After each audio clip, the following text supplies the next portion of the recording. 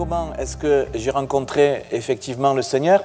Bien moi, je suis né dans une famille chrétienne en fait. Quand je suis né, mes parents étaient engagés déjà ils venaient dans une église un petit peu comme celle-ci. Et puis, on pourrait dire, je suis tombé dedans quand on était petit. Vous voyez un petit peu l'image? On sait tout, on comprend tout. L'existence de Dieu n'était pas un problème. Et puis, en grandissant, eh bien, au moment de faire un choix, plutôt que de faire un pas en avant vers le Seigneur, eh bien, moi, j'ai fait un pas en arrière. Et puis, je savais comment Dieu parlait. Je savais comment Dieu était capable de toucher mon cœur, mais je ne voulais pas le lui donner entièrement. Et ainsi, quand eh bien, une prédication était donnée, quand je sentais la présence de Dieu, je savais que j'allais être touché et je fermais mon cœur. C'est fou ça, hein, comme on peut être dur. Et jusqu'au jour où, eh bien, au détour d'une prédication, un pasteur prêchait, je ne sais plus exactement le contenu de sa prédication. Ça rend humble les pasteurs. Hein. Mais je me rappelle toute ma vie, comme si c'était hier, quel verset il a pris. Et ce verset qu'il a pris, c'est un verset de l'Évangile.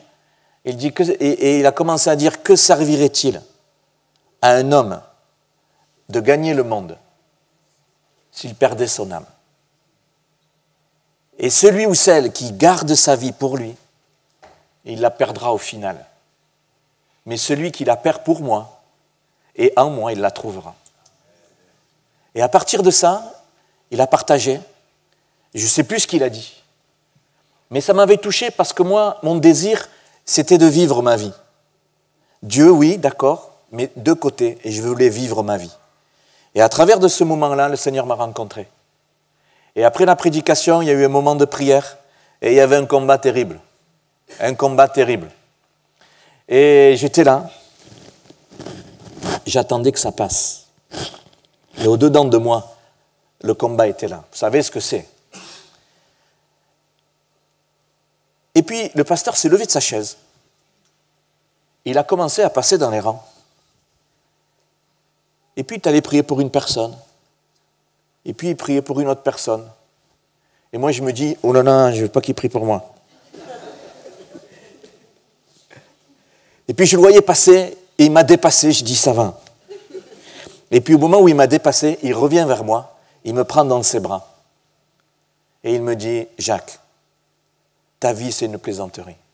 Tu as besoin de Jésus. Et là, j'ai comme une glace au soleil. J'ai fondu. Seigneur, je baisse les armes, je te donne ma vie. Et c'est comme ça que j'ai rencontré le Seigneur. Et c'était pendant un temps de prédication de plusieurs jours. Le lendemain, j'étais baptisé du Saint-Esprit. Avec le signe initial du parler en langue. Et comme quoi, le baptême du Saint-Esprit, il vient lorsque le cœur, il est tourné vers le Seigneur. Même, je n'avais pas encore pris le baptême d'eau, mais mon cœur appartenait au Seigneur. Et il n'a pas fallu plusieurs semaines, plusieurs années, plusieurs leçons, le cœur ouvert. Le Seigneur, il le remplit, à déborder. Et je voudrais encourager qu'aujourd'hui encore, le Seigneur, il change les vies, il rencontre les cœurs, il bénit grandement. Voilà, brièvement, comment est-ce que j'ai rencontré le Seigneur, et cela fait à peu près une trentaine d'années maintenant. Quelques mois après, j'ai reçu l'appel pour le ministère, mais ça c'est notre histoire.